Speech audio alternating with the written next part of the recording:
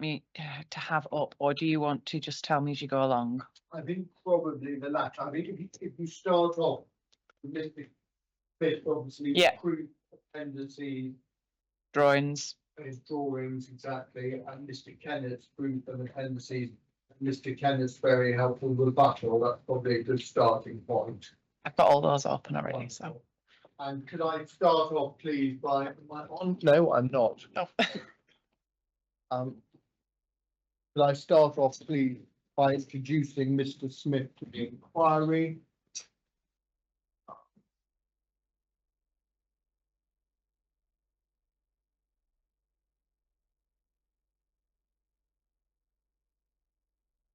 Let's go to your page 3, 1.1, please, Mr. Smith. Yes, I have that. Thank you. You are Jeremy Smith. You are currently a director of SLR Consulting Limited. Is that correct? That's correct. You were a founding member of their landscape architectural practice, which now has 135 landscape and master planning staff across the 4 countries you name there, namely UK, Australia, New Zealand, and the USA. 150 now, yeah. 150, is it now? You were a former executive director of SLR, but you're now liberated from management responsibility. Absolutely. I'm not sure that's the right word, but you've endorsed it. You are a chartered landscape architect of 34 years of professional experience. And indeed, I think you had a first-class degree in geography from the University of Nottingham and also a postgraduate diploma in landscape architecture from Sheffield University. Correct. And you're not alone at this inquiry in having such a qualification. You're also a chartered member of the Landscape Institute. Right. You've acted as expert witness on numerous matters. You've also provided written guidance for local authorities such as not too far from here, Oxford and Harrow on protected views, and you advised Haringey on their tall building strategy. As we saw earlier last week, you were one of the 4 landscape architects that co-authored the guidance on landscape value, effectively the Landscape Institute's technical guidance note 02/21. Is that correct? It is. You've also had professional experience in minerals and landfill restorations.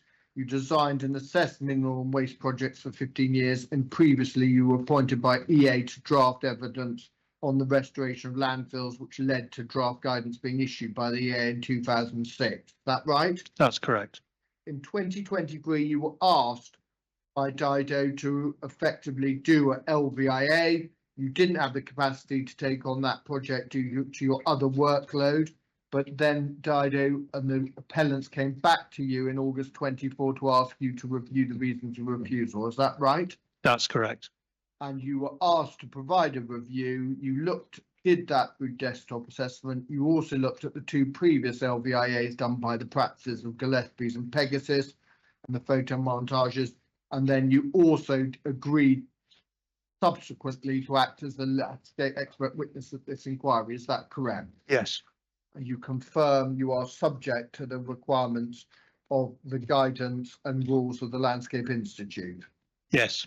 Now, can we first of all then, please, the first topic I want to ask you about is obviously Appendix A contains an LVIA. Can you just briefly summarise for the inspector's benefit the methodology and approach you've undertaken in carrying out that LVIA, please? Yes, I shall. Ma'am, Appendix B of my appendices sets out the full methodology. I'm not going to drag you all the way through that, but I did want to say just a couple of points about this. That firstly, it's GLIVIA 3 compliant. When I say GLIVIA 3, I'm referring to this GLVIA 3, GLIVIA 3. It was actually drafted by myself, Karis Swanwick, who actually wrote GLIVIA 3, and a number of other expert witnesses, and it's been adapted through the years by a number of other expert witnesses as well. So over the years, it's been tried and tested. The methodology is supported by methodologies in Appendix C for ZTVs, Zone of Theoretical Visibility, which is a computer-generated visibility map, and that's something we'll talk about in a little while. And also in Appendix D by a photomontage methodology. Appendices E and F set out supporting matrices for the assessment, so that's a useful place to go for a summary of the decisions that I have made, and also it provides the sensitivity and magnitude of both the receptor and the potential effect, so that people can have an idea of how I've built up those factors into the overall landscape or visual effect.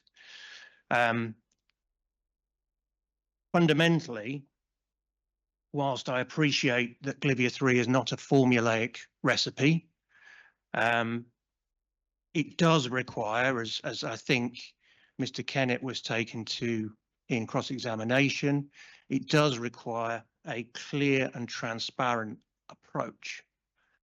And that is certainly what I think I have provided here. And I note that Mr. Kennett had no issue with the SLR methodology.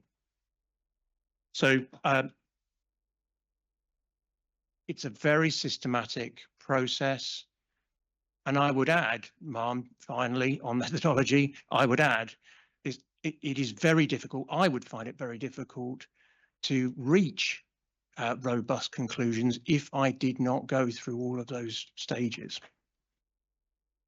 Thank you. I completely my fault. I missed out a stage. Mr. Smith very helpfully has put an errata sheet together, because as upon review, as is often the case, he's found various things. Oh, He yes. just wants you to have a formal note. And that's fine. Oh, yeah.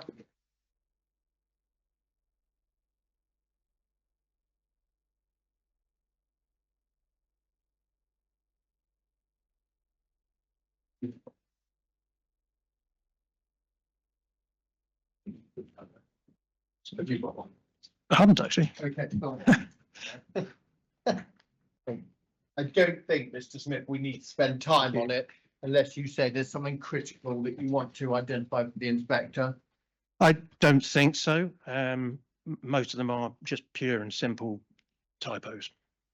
Thank you. Can we then please start on the substance by looking at the character of the Thames Valley in this locality, please? And could I ask you to pick out well, actually, before I do that, just there are a couple of other points on methodology. Can you just set out for the inspector, since your obviously instruction in August 24, how many times have you had effectively occasion to visit the appeal site and the surrounding area, please? I've been 7 times and 8 yesterday. And I've been day and night. I have been summer, autumn and winter.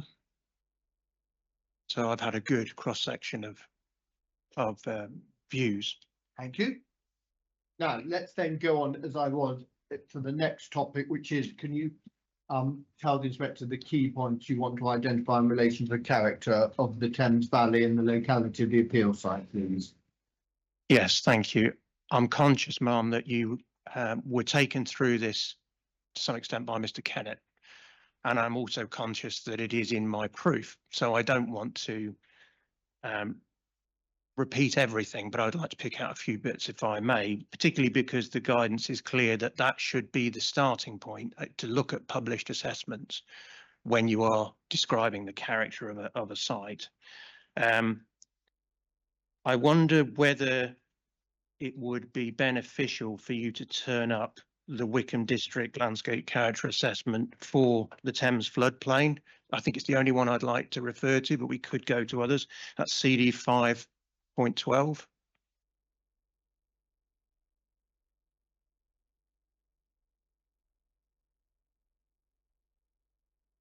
And I think it's page 172 of that document.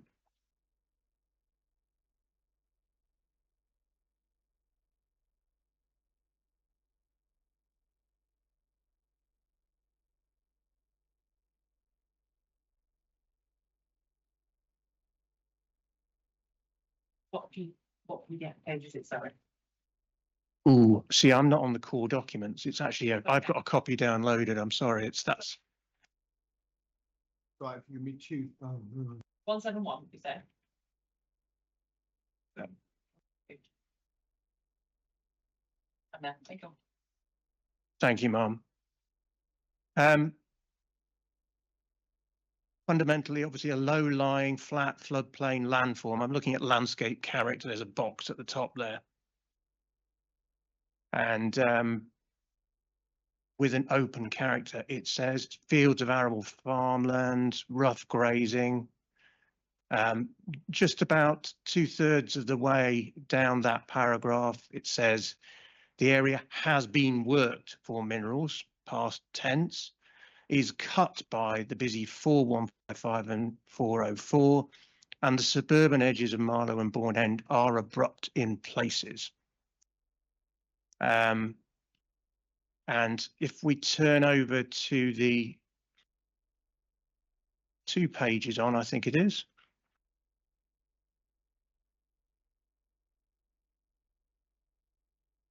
Well, in fact, forgive me, it's 176.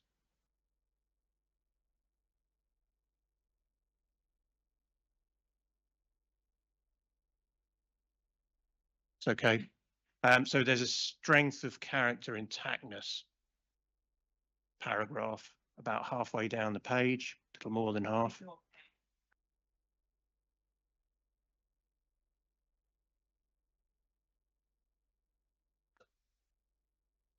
Ah. Yes, that's correct. Yeah, thank you. So for each of the character areas, a judgment is made in the character assessment about the strength of character. So they're really looking, it's a judgment of condition. And they say that this has a moderate strength of character. And it goes on to explain that briefly. It says key characteristics are strongly conveyed, but the suburban edges of settlement and road infrastructure, as well as gappy hedgerows in places, reduces the distinctiveness of character. As I say, I'm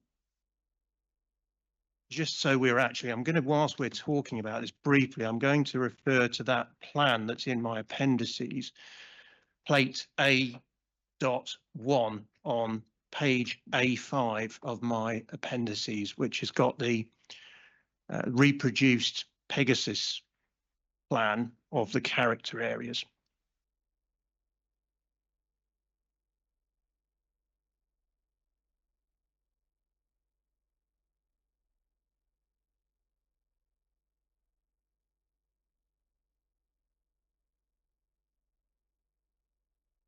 Do you have that, Mum? Yeah, Yeah, that's cool.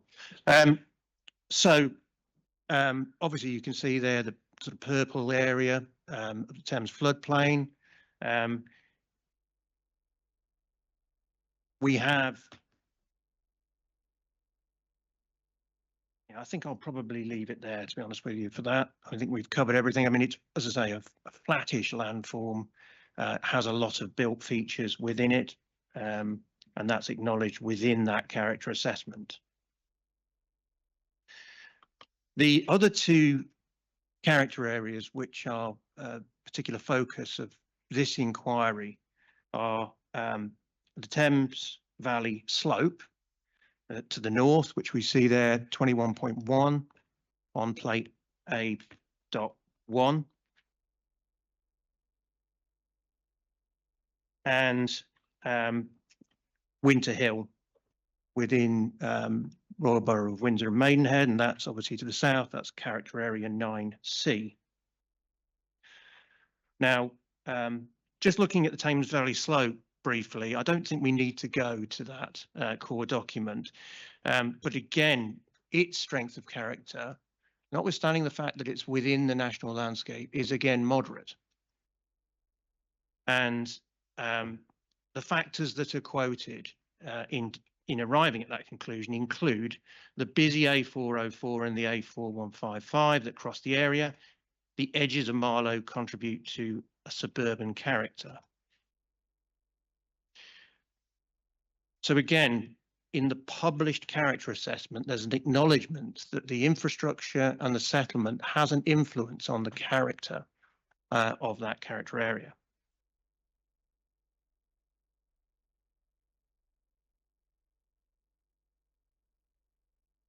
Now, of course, the Winter Hill character assessment is on a different format, so that doesn't give us any sort of judgment about strength of character.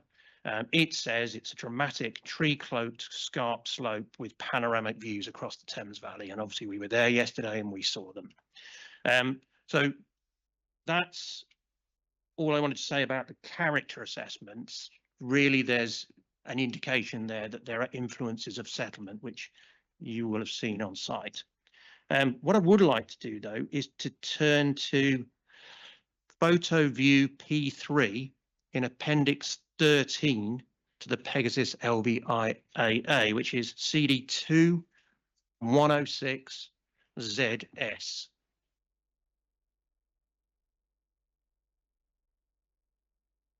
And it's viewpoint P3. And again, we were in a very similar position to that view yesterday.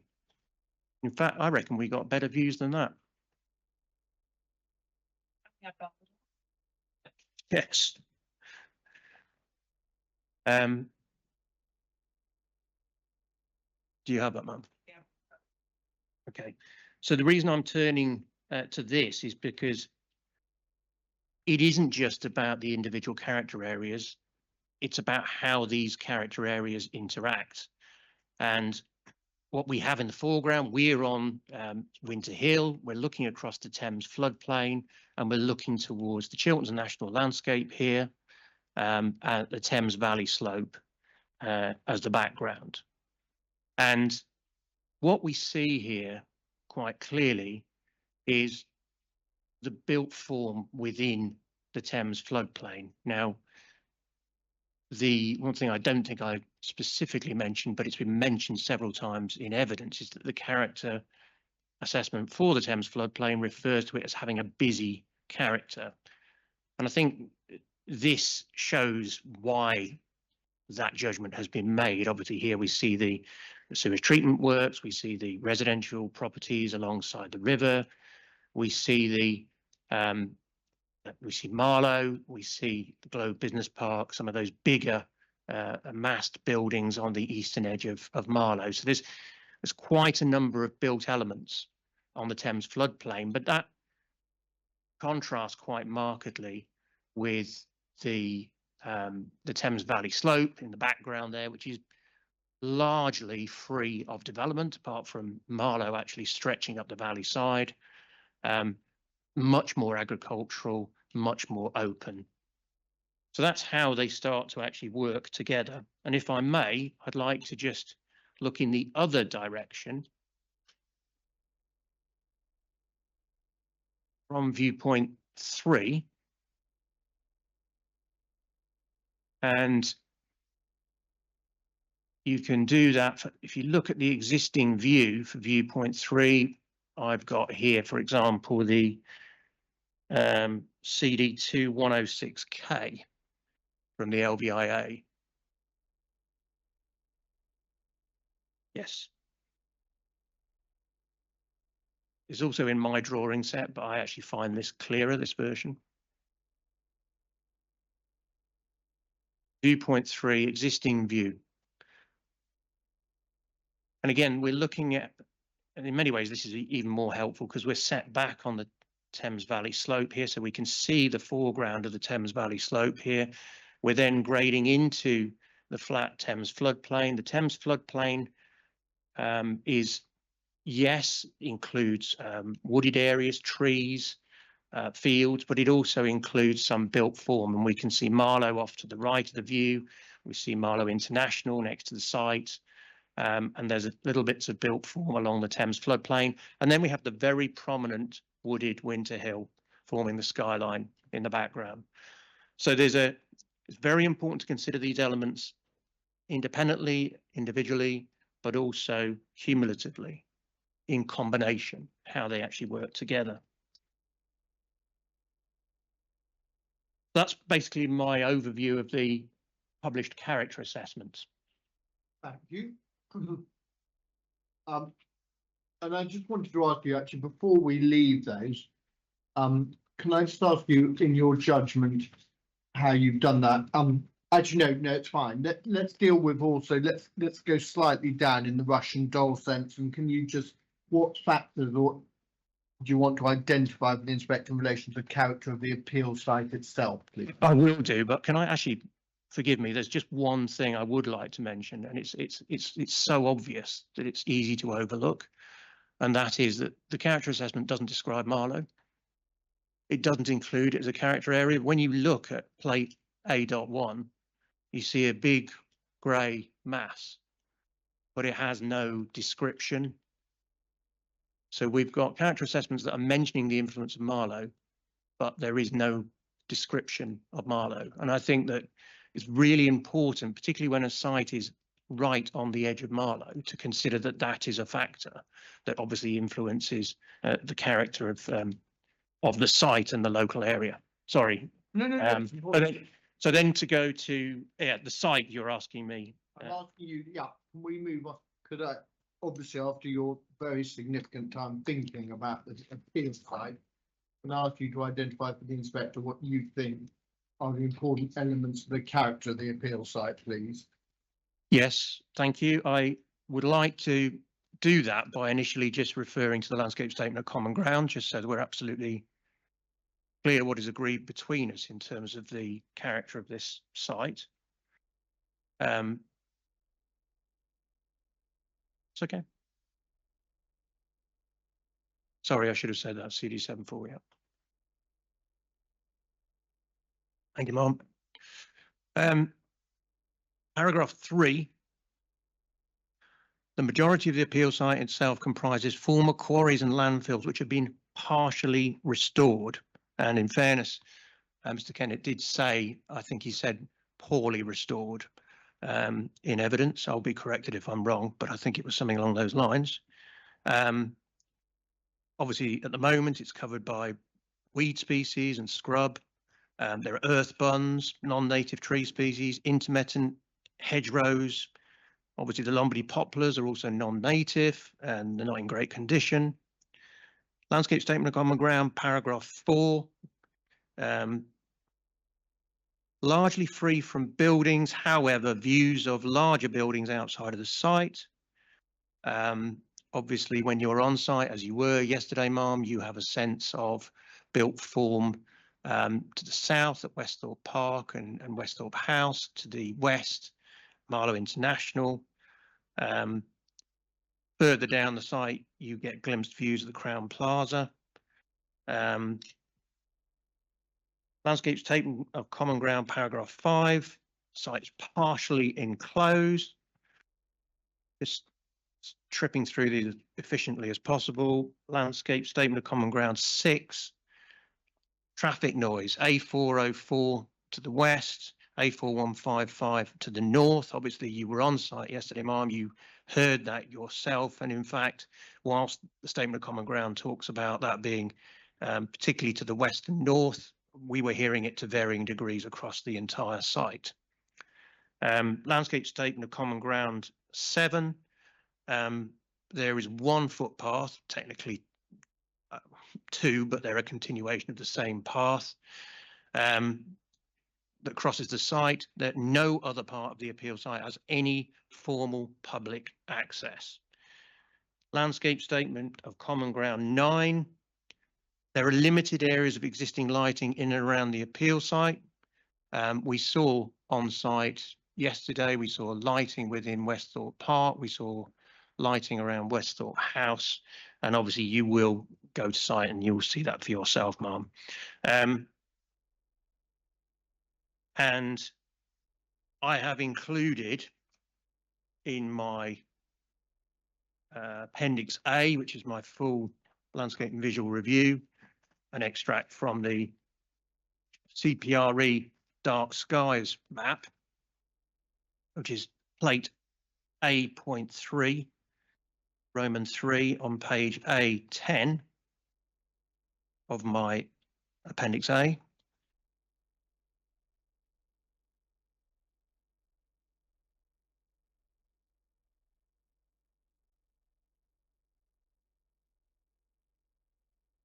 Thank you.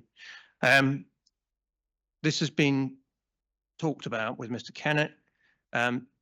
It's actually been produced by LUC on behalf of CPRE. It's a properly researched piece of work produced by satellite imagery, 2015, 2016. It's that sort of period. I don't know which area we're in with this one. It's got a fairly high resolution, so it's quite a lot of detail. And obviously, I don't think that lighting levels will have decreased since that time. So it is a factual account of the amount of light that is shed over the site. And it is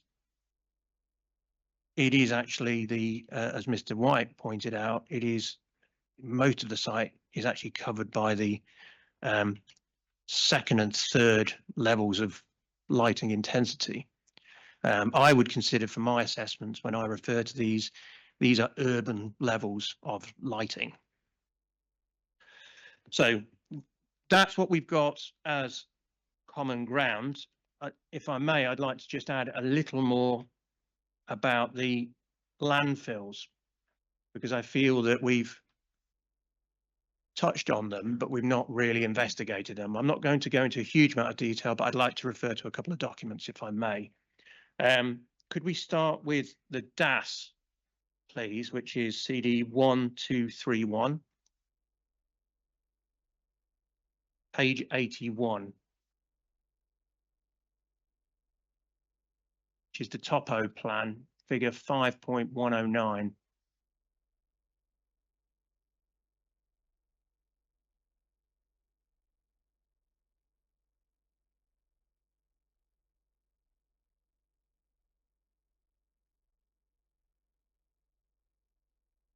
Okay. 5.109 site levels plan.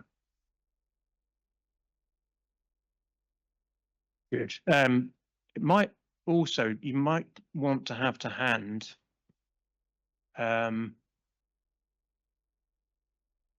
Mr. Kennett's, one of his appendices.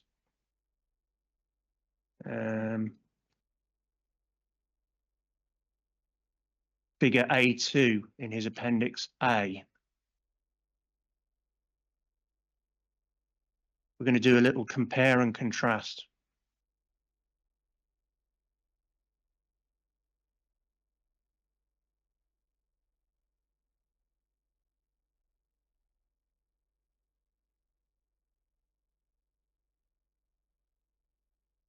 I think in sort No, it was separate to the proof, his appendix A.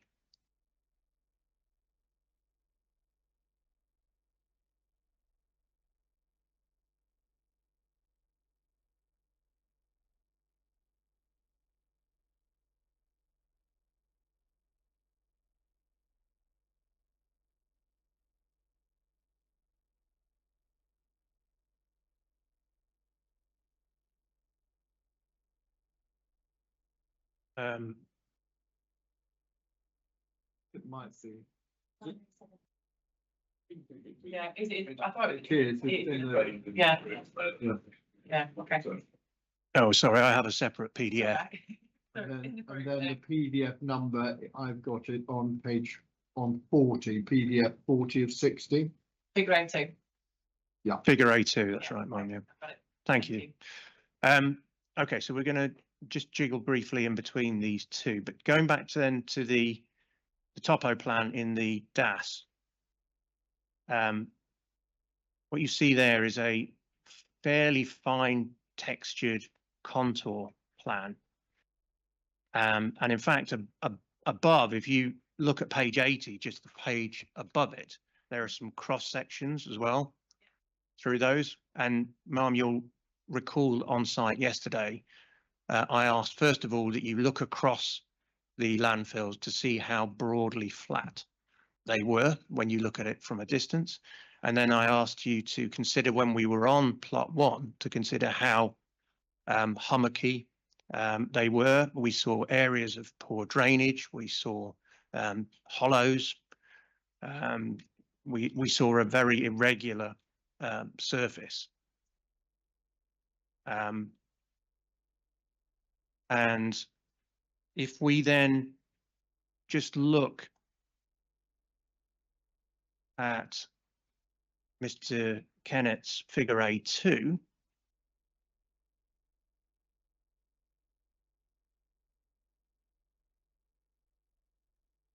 we see it looks green. It looks green, and all is well in the world. And Mr. Kennett indicates that, well, actually, it's just poor management. We could get rid of the weeds. It could be done, I think he said, quite simply. I'm afraid it's not that simple. That photograph was taken in 1993.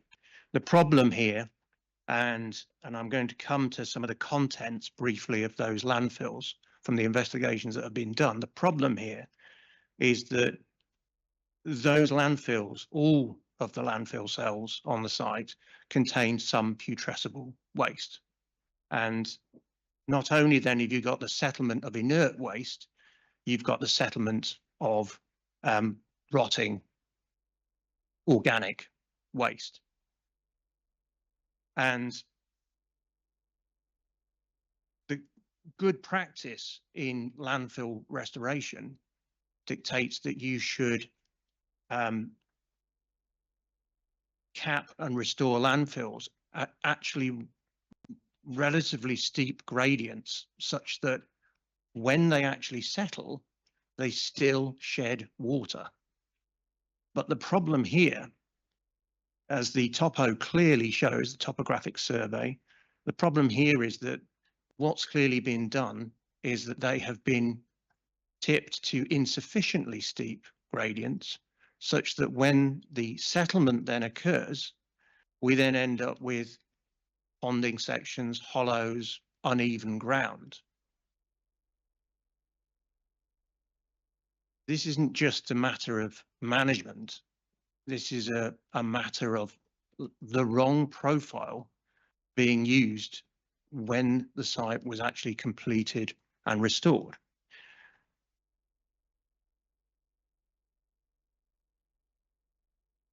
Digging. What you say, good practice? Where's that good practice from? Well, that's a good point, and this is complicated, Ma'am, I'm afraid, and the reason I haven't put that into evidence is because there used to be a waste management paper 26E that the Environment Agency produced. The Environment Agency withdrew it because they didn't want to be associated with the restoration side of landfills. Similarly, I was asked to produce a new restoration appendix in 2006, which I did. That was withdrawn as well. And the Environment Agency now does not provide any guidance on restoration.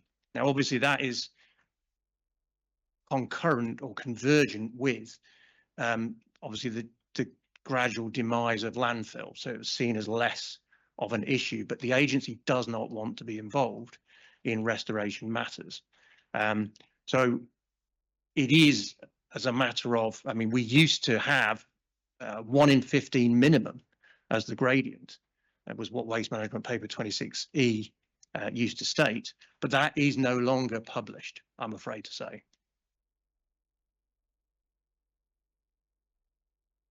Yeah, absolutely.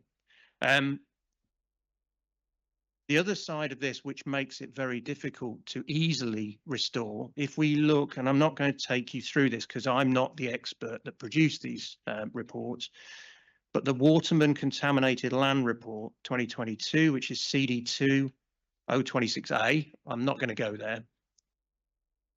CD2 026A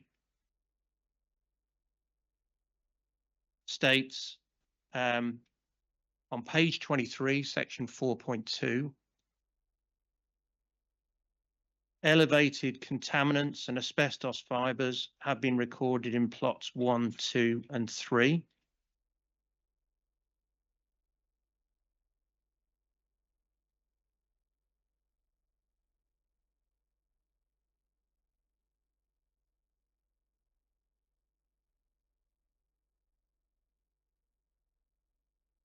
I was just going to dip into a couple of quotes from it. Yeah. No, it's fine. I was also going to refer to the minerals assessment if you're in that neck of the woods as well, which is CD 1244.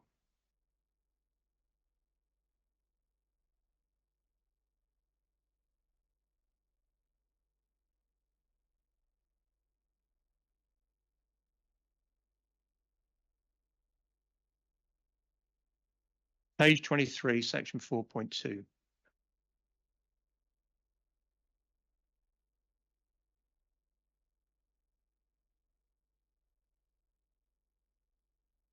Oh.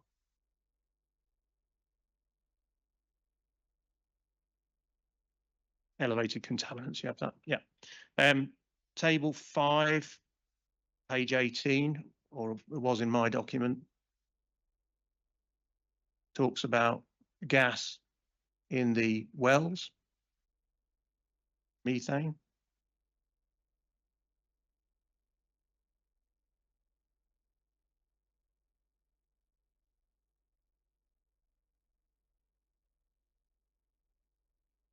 I believe so, yes. Table 5.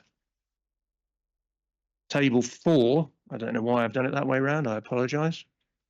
Table 4 is a visual olfactory smell study. So basically they dig some holes and they have a smell. It says strong odours of putrescing waste and tar, plots 1, 2 and 3.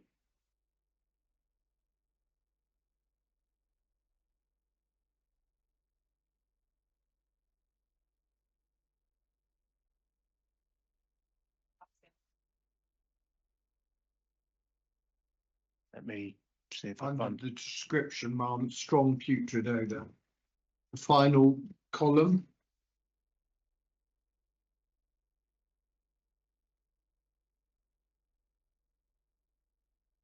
Yeah, sorry, there, thank you. Thank you.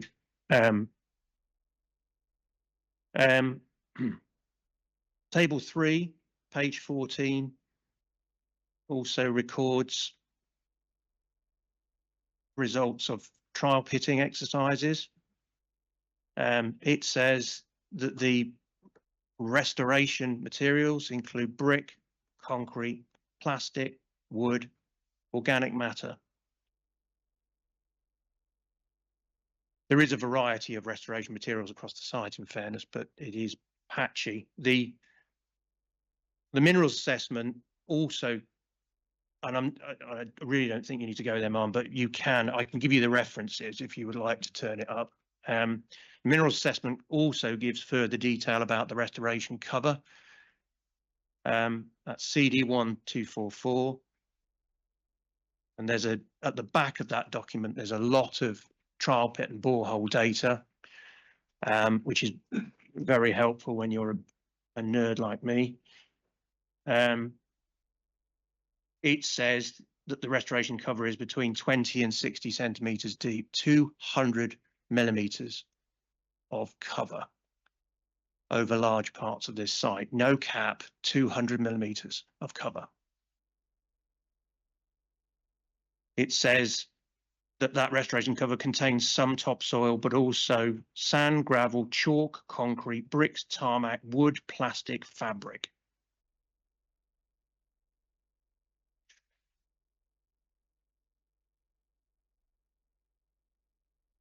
Forgive me, I don't have the reference, but I will. It's actually it's the borehole and trial pit things at the back. I've got some. My back on. I've got made ground, dark grey, sandy, clayey, angular to subangular fine, and then it says gravel of mixed lithologies, including concrete, tarmac, wood, plastic, fabric. And you'll go through, if you go through, there's a series of these, and you'll notice the variety of materials that are used. So what I've done is I've actually just taken a cross section. Yes, there's sand, yes, there's topsoil, but there's also all of these other materials. So it's a very variable type of material. Just for my understanding of the borehole log, basically that legend is showing the borehole going down. Yeah. And then you've got what's on top, what's underneath, what Correct. all the way. Correct. Yeah. Thank you. So yeah. So what we've got here is we've got a topographic survey which is telling us that this is virtually pancake flat, and that it's actually now very uneven on the surface, struggles to shed water, and would be difficult to manage as a result. And then secondly, we've got a couple of a mineral report and a contaminated land report that are telling us that we've got a very variable quality and quantity of restoration cover over this site, which again presents management difficulties. So I don't want you to feel that the aerial photograph that Mr. Kennett has presented is the whole story. It clearly isn't. So, sorry, that's another aspect of the character of the site. I'm afraid it's an important thing that we need to get straight. Thank you. Can we then please grab the knot that is landscape value, please? And can I have your view? You've heard from Mr. Kennett's evidence now. Can I have your evidence, please, on whether or not you are of the view that the site forms part of a landscape, a valued landscape as so defined by the MPPF, please, Mr. Smith? Well, it's common ground between us that the site is not. Well, we should start with designations. That's what Glivia 3 says. You know, when you're trying to define the value of a landscape, you start with the designations that are there, because that's obviously factual evidence. And that's Glivia 3 5.19 if you want the reference. Landscape statement common ground 15. Obviously, the appeal site is not within a landscape or landscape related designation. That's agreed between us. It's a matter of fact. It's also agreed between us at landscape statement common ground 18 that whilst the appeal site is within Greenbelt, this is a spatial planning designation and does not imply landscape value. And paragraph 19 again, RUR4 is an allocation, not a designation, and it does not imply landscape value. So that again is agreed between us. Of course, the Chilterns National Landscape is to the north, immediately to the north of the A4155, and that is clearly a valued landscape. And I'll come back to that, if I may, a little bit later on. It's important, however, given that the direct effects of the development are going to be felt on the appeal site, it's critical that we crystallise what the value of the appeal site is. I certainly agree we've got to consider the context as well, and I do that, but I think it's very important that we think about the site on its own, because that's where the direct effects will be. And table E1 in my appendices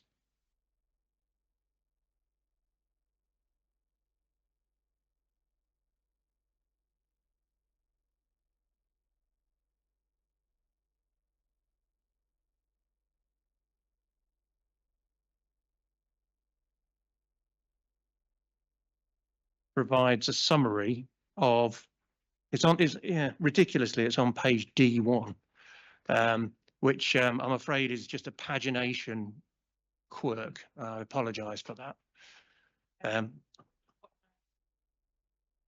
It's table E1, Mum. No, just E1 number. Yeah.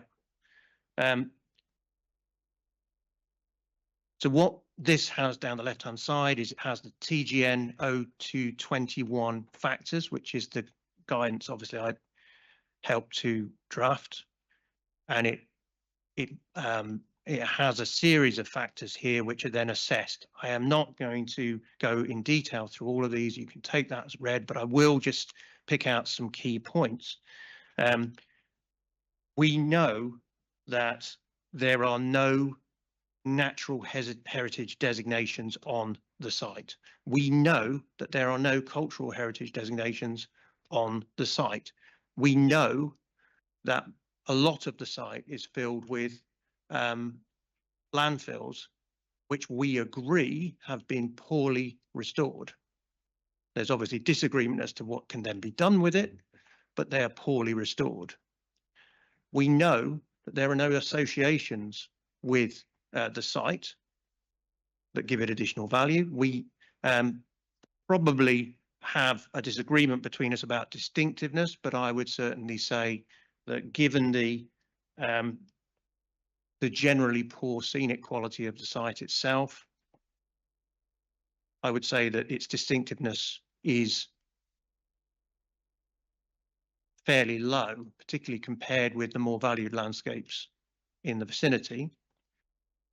Recreational, we know and have agreed that there is only one right of way across the site and no other formal right of way on the site, so no formal public access to the rest of the site. I'm going to skip on to wilderness and tranquility because that's less contentious, because we know it is agreed between us that there is noise across the site, and we know from the CPRE dark skies map that there is light across the site.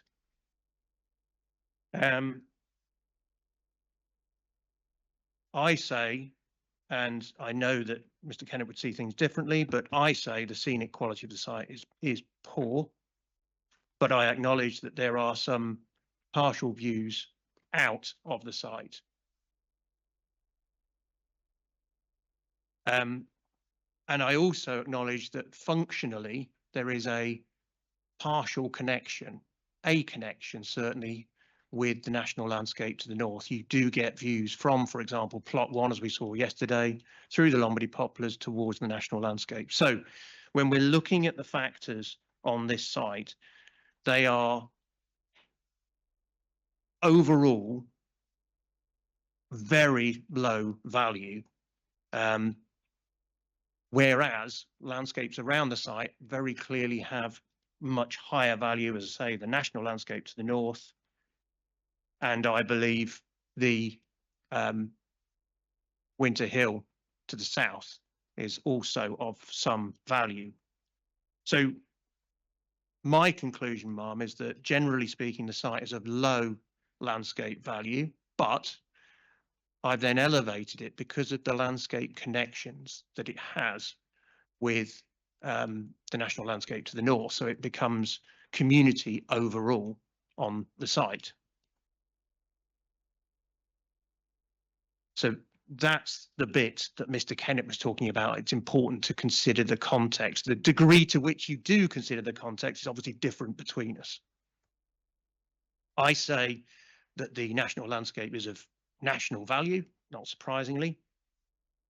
I say that the Thames floodplain outside of the site is also of community value because it's in better condition than the site. So I think it's slightly more elevated in value. And I think that Winter Hill is of local authority value. Now, when it comes then to the next step of saying which bits are valued landscapes, I think I would, if I may, I'd like to turn up TGN 0221 just to briefly refer to a couple of lines in there, which is CD 6004.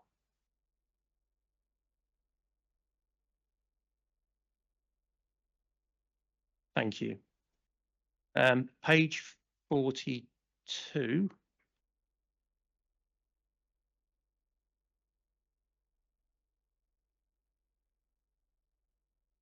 And there's a little coloured in box under valued landscape definition halfway down.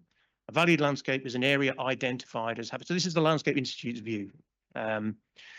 A valued landscape is an area identified as having sufficient landscape qualities to elevate it above other more everyday landscapes. So that the simple point there is it's special, it's different, it's better than the average. Second point, A4.2.12, so just the next paragraph down.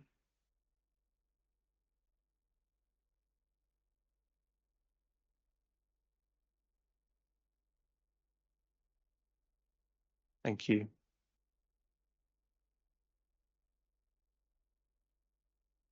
If you go to the third bullet, actually, at the bottom of that page, it says, it would be expected that a valued landscape would demonstrate the presence of a number of indicators of landscape value. So that's the indicators we just went through as set out in table 1.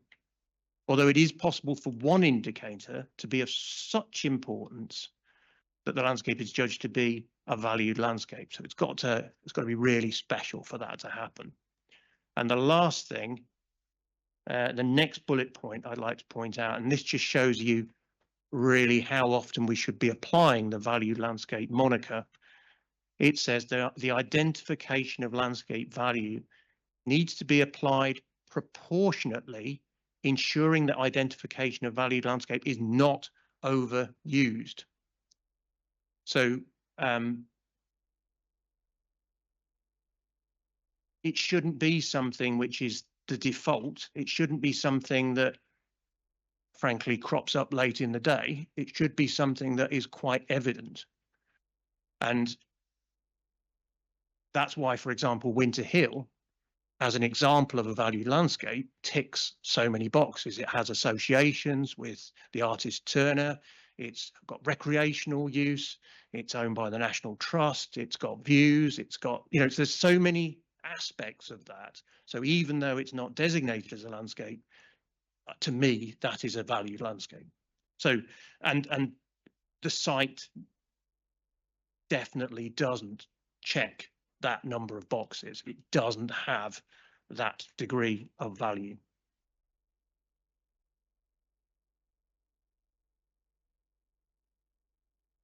Thank you.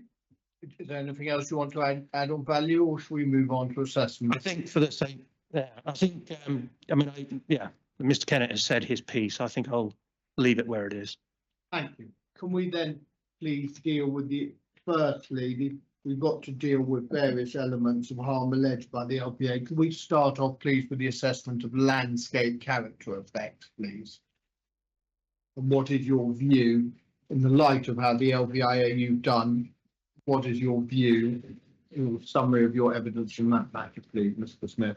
Thank you. Yeah, I think, as is often the case, Marl, I think character is the crux of this.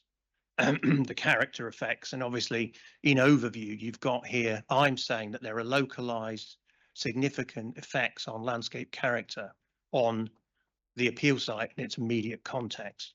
Mr. Kennett has concluded that there would be significant effects on landscape character in the Thames Valley slope and on Winter Hill, and indeed in the Thames floodplain to the east of the appeal site. So even though our judgments aren't a million miles apart, those overall conclusions are quite different. So I'm afraid I want to just touch on how I've got to where I've got to, just to explain that. And if you could turn to Glivia 3. Don't know if you've got a hard copy. No. I have a hard copy at home, and I should have picked it up off my shelf and popped it in the car, and I didn't. So the code. So what is the core doc?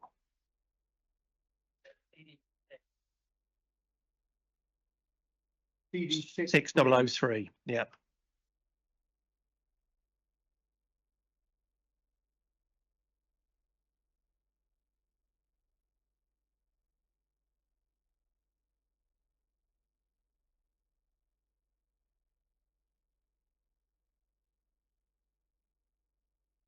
So we're at 5.40, which is on page 88, Mum.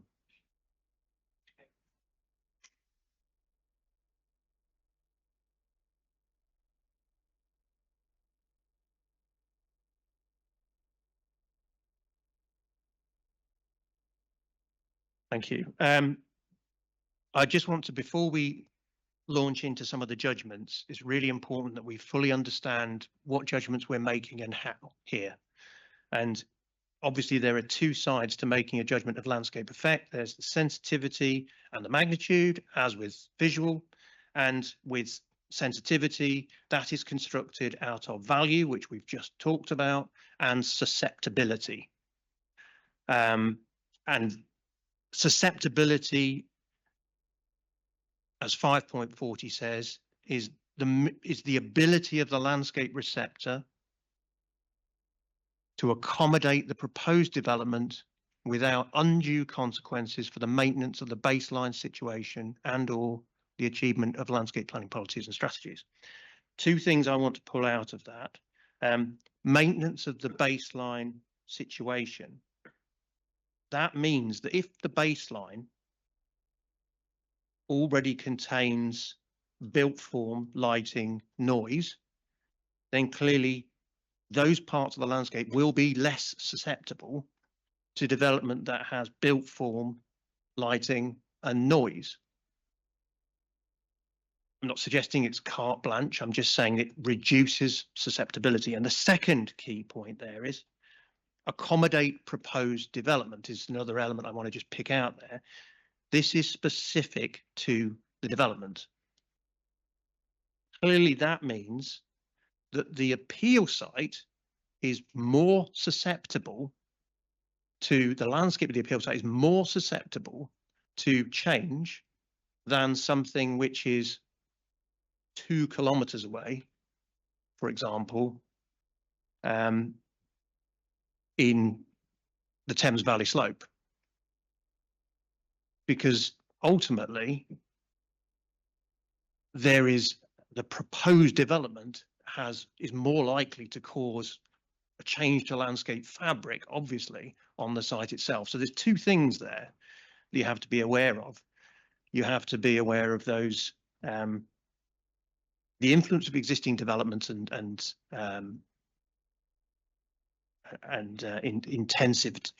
intensiveness of use, and then obviously, and you have to also be aware of the project and where that is going to occur. It has to be project specific. And on that basis, Mum, I say that the site's got medium sensitivity overall, and that's a compound of a community value, so it's relatively low, just one step above the lowest value, but a high to medium susceptibility because there aren't many buildings on the site. Even though there's influence of light and noise, there aren't many buildings. So they're open landfills. Well, open landfills, they are open, partially restored landfills.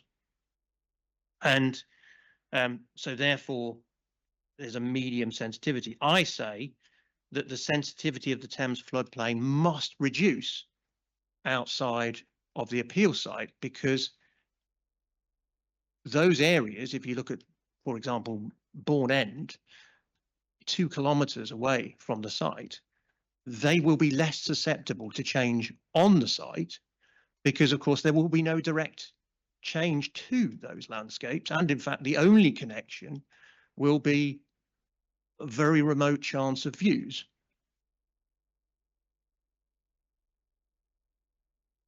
And I say that the Chilterns National Landscape has a medium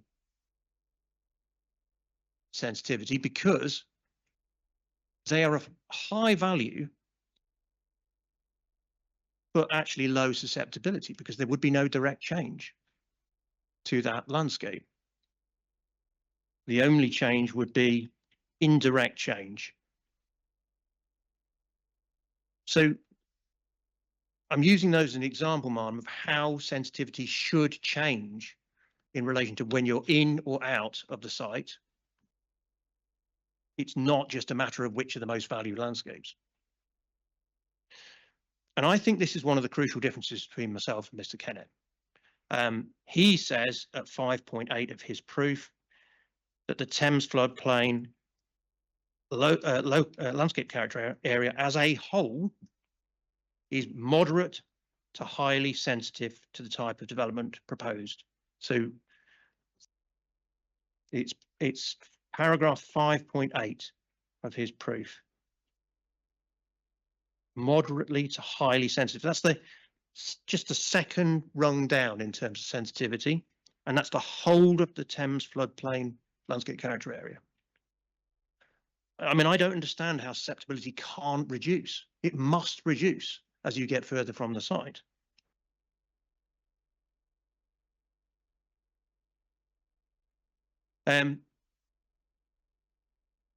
He says that the Chilterns National Landscape has high sensitivity at 5.10.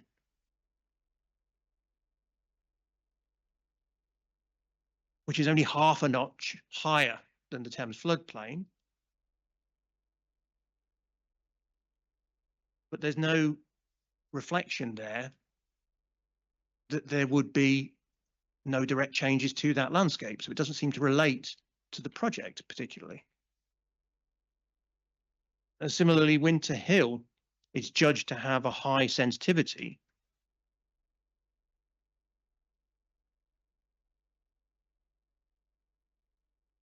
And again, that doesn't seem to relate to the fact that there'd be no direct changes to that landscape.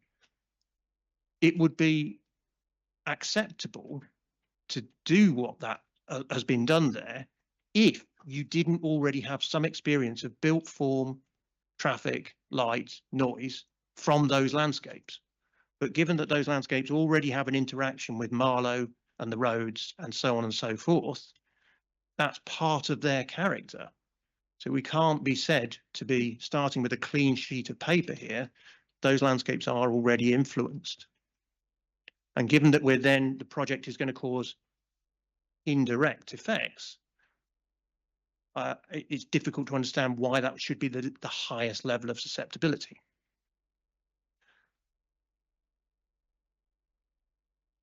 So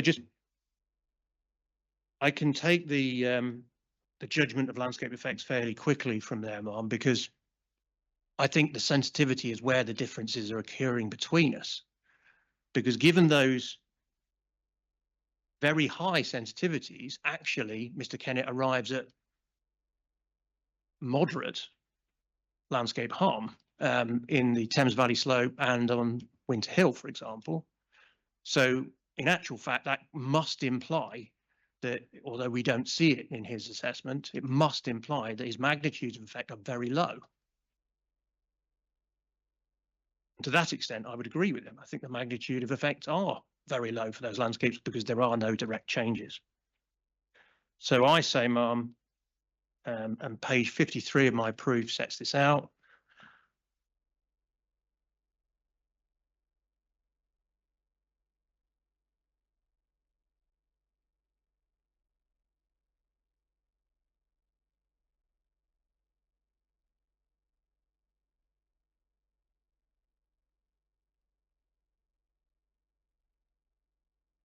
So there's the assessment of overall landscape effects. And in summary, I say major, moderate, negative and significant effects upon the landscape character of the site and its immediate context. That's common ground between us.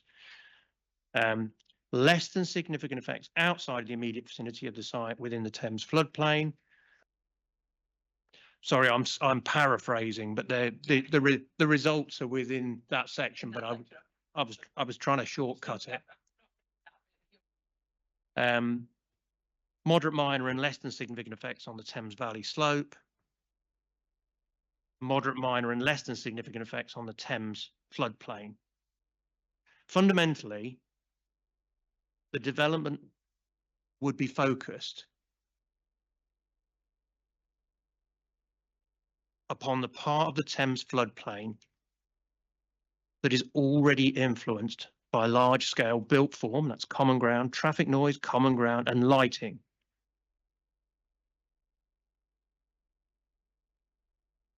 The other landscapes, the more valid landscapes, would see no direct changes. And these landscapes, as we saw right from the start, when they talked about the moderate condition of those areas, they are already affected to some extent, or strength of character, as they called it. They're already affected to some extent by traffic, settlement, so on. Fundamentally, And it goes back to what I was saying about how these character areas are also experienced. Fundamentally, the development would occur within an area described in the character assessment as having a busy character. It would be right next to Marlow, which of course is not described in the character assessment. There would still be clear intervisibility between Winter Hill and the Chilterns. And as a result, the overall composition of the Thames Valley, yes, there would be negative change to the landscape, but the overall composition would not change.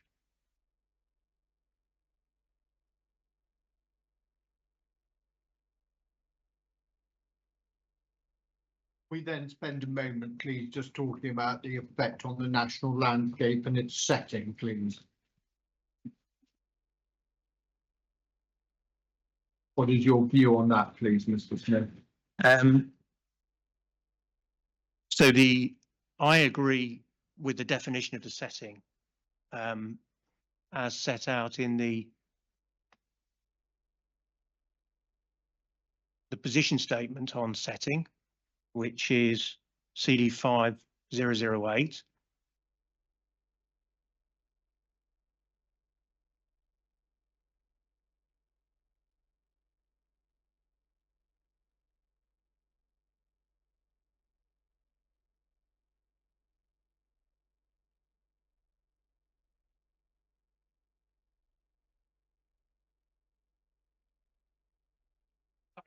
Yeah, yeah. Nice. Yeah, it's all right, don't worry.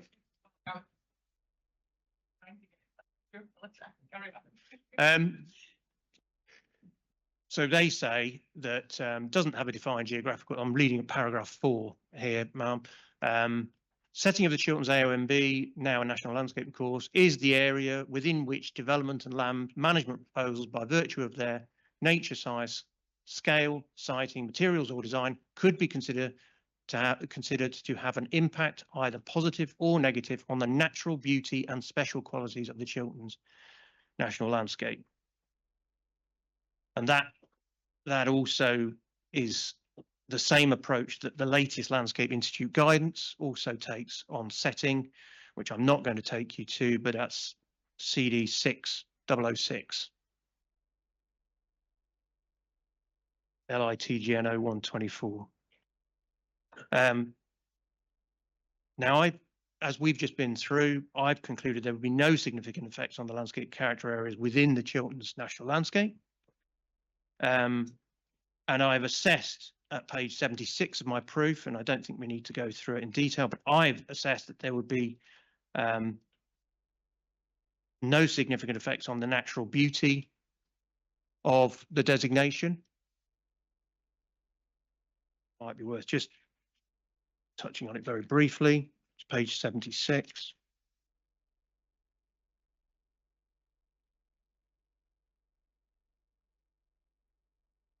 And the only thing that you could arguably say would be affected to a minor degree would be the change to scenic quality. And I say there at 4.186, I say there would be a change to some of the views from the designation into adjacent landscapes, but clear views over the Thames floodplain and towards Winter Hill would remain. And whilst development would be visible, these views already include views of busy roads and settlements on the Thames floodplain. All of the other areas, and we can't say that the site is tranquil, so we're not introducing development into a tranquil area. We're not affecting cultural heritage within the national landscape. We wouldn't affect the landscape quality, the physical state of the designation. In essence, we just wouldn't have a significant effect on any of those criteria. And then finally, because the position paper also talks about special qualities, as does the Landscape Institute guidance, I've also assessed that at page 77. It's just over the page. And I say, I've included some of the things that I think you could feasibly suggest might be affected by the development. Relative tranquility, as I've just touched on, we're not in a tranquil area. We are going to be introducing noise, yes, but to an area that already has noise. And in actual fact, that special quality, relative tranquility and peace on the doorstep of 10 million people is very telling in itself, because it talks about the coexistence of the Chilterns with settlements. And, you know, anyone obviously who knows this area, beautiful landscapes immediately adjacent to and around settlements. That's one of its characteristics. This is not remote or wild. So we're not changing that relationship. The panoramic views special quality. I know that this was touched on with Mr. Kennett. It actually says panoramic views from and across the escarpment interwoven with intimate dip slope valleys. And I say this in my proof, so I don't need to go through this at length, but effectively the escarpment is on the north side. Yes, it's looking over Aylesbury Vale, exactly. And then so you come down the M40, obviously you see that very clearly, and you go through that cutting, obviously. It's where the red kites hang around.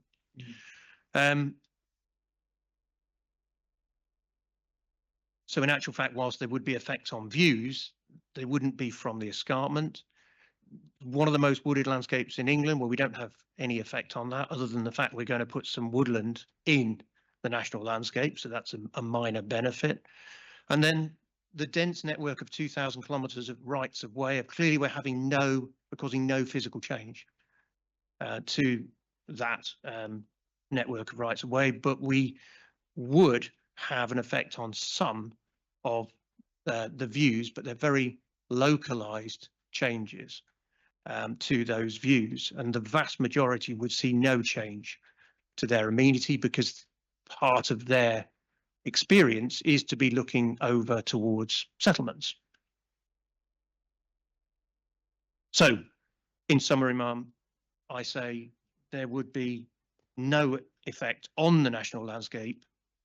I think we have minimised the effect, as the NPPF requires. We have minimised the effect on the national landscape from a development in the setting. Thank you. Right, can we then move on to visual effects, please? Mom, just for your roadmap, we're going to do visual effects, then the residential amenity, particularly visual amenity residents in Westport Park, then touch on Greenbelt, Greybelt, and then conclude on the Little Marlow Country Park. Would you like us to plough on? We're probably another half an hour, Mr. Smith, I think, with those four topics. Yes, I think so. Yeah. If only half an hour, plough on. If an hour, I'll take a short break. Yeah, let's plough on then. Visual effects, please, Mr. Smith. Could I ask you to summarise your evidence in relation to that component of the alleged harm, please? Yeah. Can I ask you to take up my drawing MFS 003, please?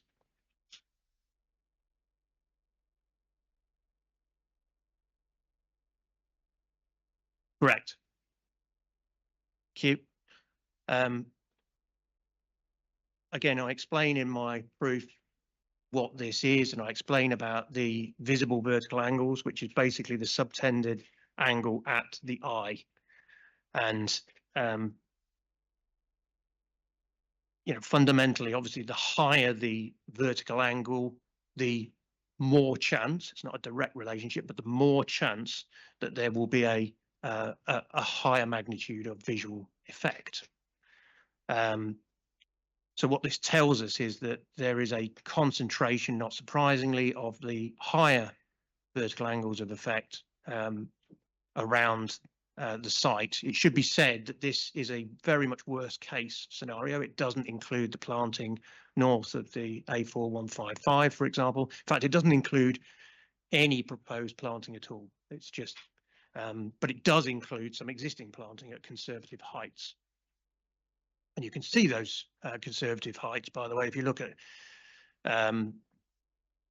the legend on the right-hand side of the page there, existing woodland blocks shown at 10 metres, where you've been to Bloom Wood and you know how tall that is, and 10 metres is very conservative. So it just gives you all of Marlow, including the Globe Business Park, is modelled at 9 metres. So it's just a worst case scenario. So what it does is it gives us an indication of where the concentration of views is likely to be, and it also tells us the green and greeny blue areas are where there's very low areas, very low angles of vertical visibility, and that kind of has a relationship, or kind of, it has a direct relationship to effects on character as well, particularly when you're looking at indirect effects. Obviously, these areas where you would see the development, as I've already said, would also be able to afford views of Marlow development within the Thames floodplain, for example. So this is not something, again, that we're looking at in isolation. So what I was going to do, if I may, I'm going to pick on 3 views we went to yesterday. And the reason I've gone for them is because they are views that Mr. Kennett and I disagree on. And so I'm just trying to shortcut a little bit. You've seen the bits we agree on. Viewpoint 9 is where I'd like to start. MFS 57 in my drawings, please. Which is one of the realm.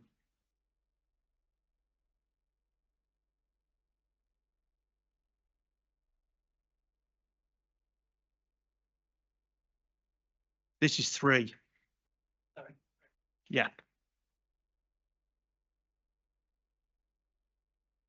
So you've got the existing view, MFS 057, and you were stood there yesterday and you got a clearer view than that. And you would have seen, obviously, we just had a bit of rain and we could see the tops of the commercial buildings in the Globe Business Park in the middle ground. You can see there the footpath just going down the slope. And if we go over the page onto the photo montage, acknowledging obviously that, as I've said within my appendices, I have clarified the development here. I've taken the haze off that so that there can be no accusation that I'm trying to understate the visibility of that, because the original photo montages had lots of haze on it. And you can see the development to the left of the view. Fundamentally, the difference between us here, I think, is that I say, and going back to, it might be, I'm sorry, I'm going to ask you to do this. At the same time, turn to Glivia 3. 6.39, please. Because when we're looking at these, we need to have these thoughts in mind. The latest guidance, again, the 2024 guidance from the Landscape Institute, tells us that size and scale is now the preeminent consideration when we're determining the magnitude of effect. 6.39 has 3 bullet points describing how we can define the magnitude. The first one is the scale of change in the view. Obviously, just how much of the view is going to be affected. The second one is equally important: the degree of contrast or integration of any new features or changes in the landscape with existing or remaining landscape elements. And I would ask Mum, in this context, if you look at this, you would say, keeping those factors in mind, the foreground doesn't change. Winter Hill remains clearly visible. We are placing commercial development on the left-hand side of existing commercial development. These are characteristics which are already part of this view, and we're not affecting the intervisibility with Winter Hill to the south. And for that reason, I say that the magnitude is slight, and I say that the effect is less than significant overall, because we're not changing the fundamental essence of that view. The characteristics of that view remain the same.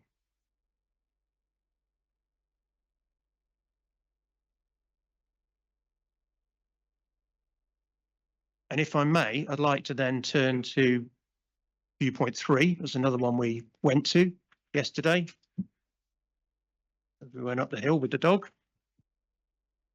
And that's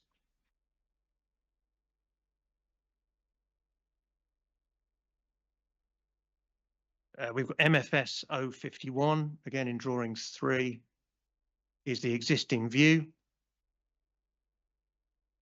And you've been there, ma'am, so you know what this looks like. We could see the edge of Marlow.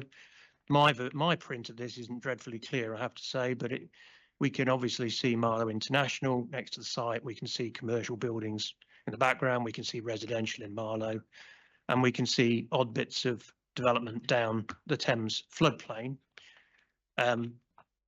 We can see when we turn over the page to the montage, MFS 052, we can see the development.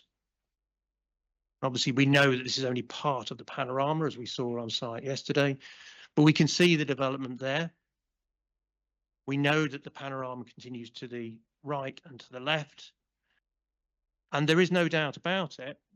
That causes a change to that view, but again, it doesn't change the fundamentals of the view. The entire foreground, the extensive Thames Valley slope in the foreground, remains exactly the same. Winter Hill is very clearly visible in the background.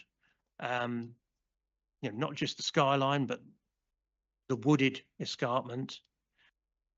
And of course, the buildings are located next to existing commercial development on the eastern edge of Marlow. And that's why I say, ma'am, those effects are less than significant.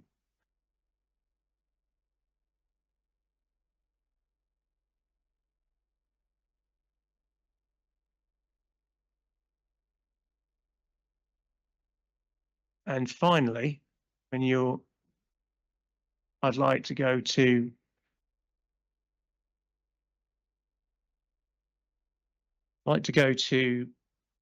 one of the montages from the LVIA, and again, it's somewhere we went to yesterday, viewpoint S, which is CD2106ZK.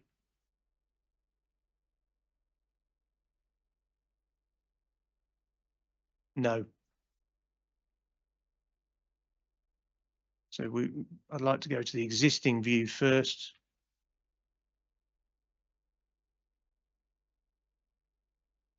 And we stood here yesterday. And again, got a clearer view than you can see here. Obviously, we see Marlow in the background, extending up the Thames Valley slope. We see the Thames floodplain, and we see some developments in and around the Thames floodplain, resi in the foreground, bits of commercial development in the midground. And then turning to the next, well, if we go over the wire line and go straight to the photo montage,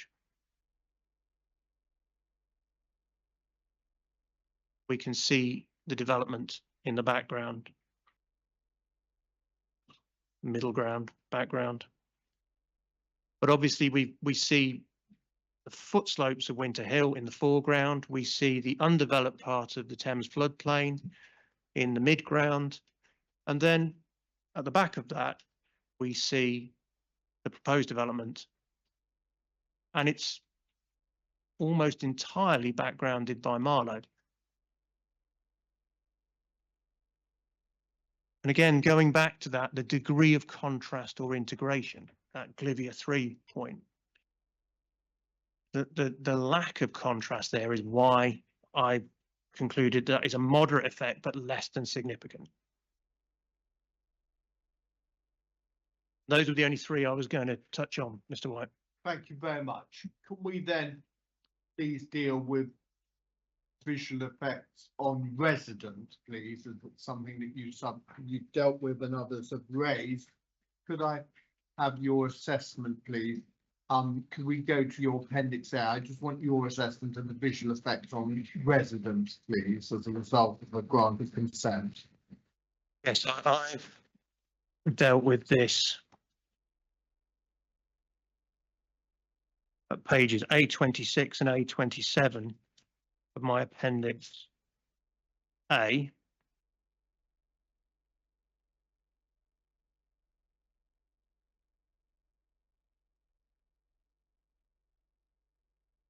Thank you. And we've touched on this, and we've seen from the site as well. We know that there's approximately a 25-metre minimum standoff between Westhorpe Park and the nearest building. And we've looked at sections in evidence, and I'm not going to go back there again. But we know also that there's a 3-metre high garden wall around those developments. And we know that Mr. Kennett said in his rebuttal at 4.4 that there would be limited effects from windows and gardens. But he said that nevertheless there would be views from roads and the access to the site. The difference there is that, of course, the roads aren't as sensitive as receptors. People who are standing in a road are a less sensitive receptor than someone who's in their living room. So that's a critical point, that there's an acknowledgement there that the most sensitive receptors, people in their home in Westhorpe Park, are acknowledged to have limited effects. And I agree. And I say that those effects would reduce further once the planting to the south of plot 2A has fully established. And there was some talk about tree growth. The standard I work on, produced by IEMA, is 7.5 metres minimum for a tree planted at 30 to 60 centimetres, 7.5 metres by year 15. So that's the sort of accepted norm that is used, sort of the robust minimum. So there's going to be quite a significant amount of growth. So my conclusion is therefore moderate effects becoming moderate minor by year 15. Thank you.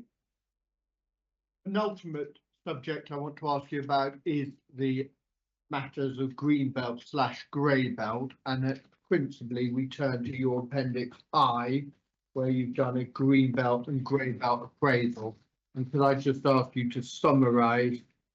Obviously, you're bestriding more Mr. Fannon's evidence than Mr. Kennett's evidence, but could I just ask you, please, to identify the key points you want to raise on that matter for the inspector's assistance, please?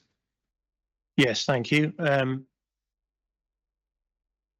Obviously, in terms of openness, I say that whilst the site itself is largely free from built form, it is influenced by built form, and it's also influenced to some extent by urban activity. And I won't go back through that, but you have my evidence on that, Ma'am, in terms of lighting and noise, for example, and that's common ground between us. Obviously, the ARUP assessment, 2015 assessment, I think it was, said that described the site as semi-urban. But I've accepted that if you put this development on this site, that would have an effect, of course, a significant effect on openness. So taking that as your starting point, we then ask the question, but would this site be considered as grey belt? And as Mr. White dealt with, I can't remember, it must be in an opening, I think, he talked about the fact that strongly contribute was the test. So we have to strongly contribute on 3 of the greenbelt functions. And if I may, I'd like to just touch on those very briefly. On sprawl, the key test there is that the NPPF says unrestricted sprawl. And that means that if you started to move development into this site, would there be no other boundary that could contain it? Would it therefore be the start of sprawl away from Marlow? Now, in order for that to happen, there would have to be no boundaries that could possibly contain this development. And I say that there are boundaries. I know Mr. Fannon has a different view, but I say that there are clear boundaries on the site. And that's one of the reasons I asked you, Ma'am, to look at Westhorpe Farm Lane yesterday, because I think it's well defined. The 4155 to the north of the site is very clearly defined. The Westhorpe Farm Lane is also, to me, clearly defined. It's got a lane, obviously a clear physical feature with a very well established conifer belt on the eastern side, hedgerow along most of the western side as well.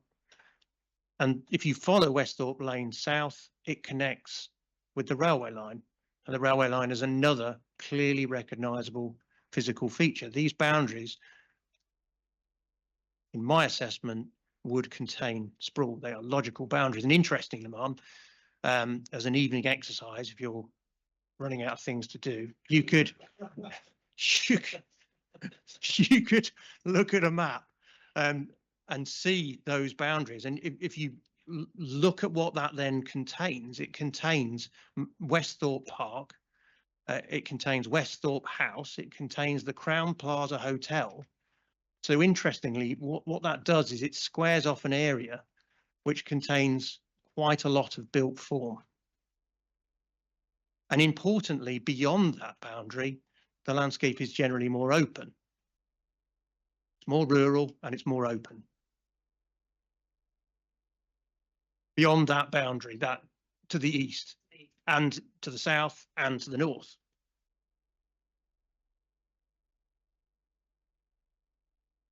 So that's my thoughts about sprawl, Ma'am. So I say it doesn't perform that function at all because there are clear boundaries. Coalescence, well, it's common ground between myself and Mr. Kennett that there's 630 metres between the eastern edge of the site and the western edge of Little Marlow. And Mr. Kennett has accepted in his cross-examination, thank you, yeah, last week, that there would be no actual or perceived coalescence if development were to be built out, a proposed development were to be built out. Now, I agree with that. So the reality is that whilst you can say that we're in a gap between two settlements, you cannot say that development of our site would have an effect on that sense of separation between those settlements.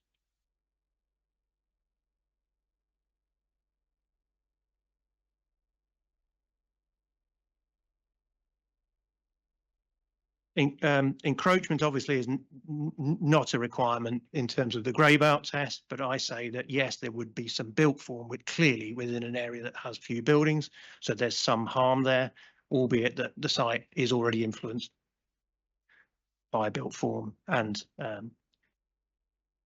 noise and light. And as for the setting of a historic settlement, well, we're all agreed that there would be no effect on that at all. And the Arrett Greenbelt assessment, it says 3 out of 5 for A, B and C, and it doesn't perform D. So by my reckoning, that doesn't mean strongly. Even on their assessment, that does not mean strongly perform those functions. Thank you. We're nearly there.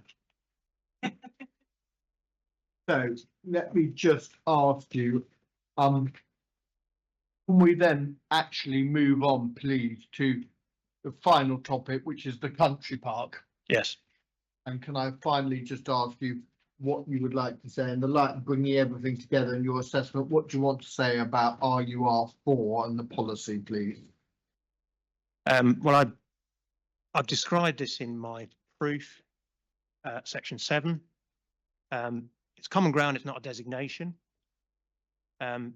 It's common knowledge that over 80% of the allocation is not owned by the council, it's in private ownership. And as I describe in my proof, effectively what is required is for landowners to volunteer to contribute, basically, to the country park. It's also not clear where the sources of funding would be for obviously developing the various services that are required in the SPG, Little Marlow Lakes SPG, you know, the car parking, the improved paths, all of this not quite clear where that would come from. And in fact, the SPG suggests that that would come from, Section 106 from development. So there's an implication that there's got to be some development to generate this money. Obviously, this is not my field. I'm not a planner. So let me be clear about this. All I am saying is that it seems to me that there is a vision, but that over decades, this vision has not been realised, and that's because there are some really practical constraints as to how that could be implemented. My view is that from a landscape point of view, that the proposed development would assist with that country park. Of course, the more dense area of the development is not going to provide recreational areas, but those dense areas are being placed on landfills, which the SPG itself flags up are an issue because of contamination. So to me, that's a good use of land which is difficult to use. And then, of course, the more attractive, the more ecologically valuable areas at the south of the site, plot 4, plot 5, effectively contribute to public open space, recreational access. And I think they therefore help to enable the country park. Thank you. Mr. Smith, is there anything else you want to add to your examination in chief, or does that complete your examination in chief? No, I think that's everything. Thank you. Thank you very much, Mum. That completes therefore the examination in chief of Mr. Smith. Thank you. So we'll take lunch. We'll take an hour, come back at 1:30. Mr. Smith, please don't speak to any members of your party as you've now started to give evidence. Anything to raise before we stop for lunch? No. Okay, we're adjourned till 1:30. Thank you.